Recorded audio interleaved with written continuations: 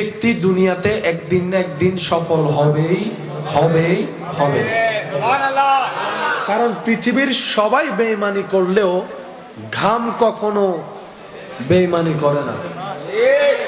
আপনি যে ঘামটা যেই কাজের জন্য পরিশ্রম করে ঝরাবেন, ওই ঘামের মূল্যায়ন আল্লাহ পাক আপনাকে দিবেনই দিবে। আর একটু জোরে। তো ওভার টাইম আসলে দুনিয়ার সফলতা বাড়ে, কিছু এক্সট্রা ইনকাম। আর আপনারা জানেন ওভার টাইমের বেতনটা একটু 9টা থেকে 6টার যে নিয়মটা, এটার চাইতে একটু ভিন্ন হয়। ইসলামের দৃষ্টিতে ওই ওভার টাইমটার নামই হচ্ছে নফল ইবাদত। কি ইবাদত? নফল ইবাদত। একটু জোরে বলি, কি ইবাদত? তো নফল ইবাদত ওভার টাইম কখনো 9টা থেকে 6টা ডিউটি না করলে ওভার টাইম করা যাবে। ওই ফরজের পাশাপাশি সুন্নতের পাশাপাশি যার জীবনে নফলের সাথে সম্পৃক্ত হয়েছে, আল্লাহ তাআলা তার ভিতরটাকেও আলোকিত করে, বাহিরটাকেও আলোকিত করে, রিজিকের মধ্যেও বরকত দেয়, সম্মানের মধ্যেও বরকত দেয়। বলেন না সুবহানাল্লাহ।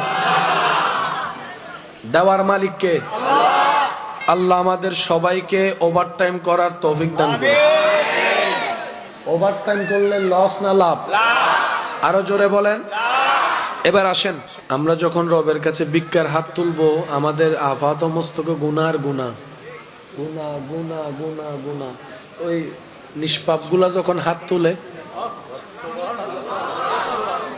আরেকটু আস্তে, জান্নাতি ফুলগুলা যখন হাত তুলে, আল্লাহ তাআলা ওদের হাতের দিকে লাজ রেখে আমাদেরকেও সহ দান করে দেন। সুবহানাল্লাহ। তো ওনাদেরকেও দরকার আছে, তবে ওনারা যেহেতু বুঝে না, আমরা বড়দের কাজ আশেপাশে যেই থাকি না কেন ওনাদেরকে বুঝে মসজিদ বলেন, মেহফিল বলেন, পরিবেশ বলেন, সেটার আদব ভদ্রতা রক্ষা করা। কথা বলেন ঠিক কিনা? আসুন ভাইয়েরা একটু সামনের দিকে যাই। ফরজের পাশাপাশি নফলের দরকার। যদি আপনি নিজের লাভ চান, যদি আমি নিজের লাভ চাই, তাইলে দরকার। আর যদি বলে যে আমাদের লাভের দরকার নাই, তাহলে হিসাবটা আপনার সাথে কখনো যাবে না।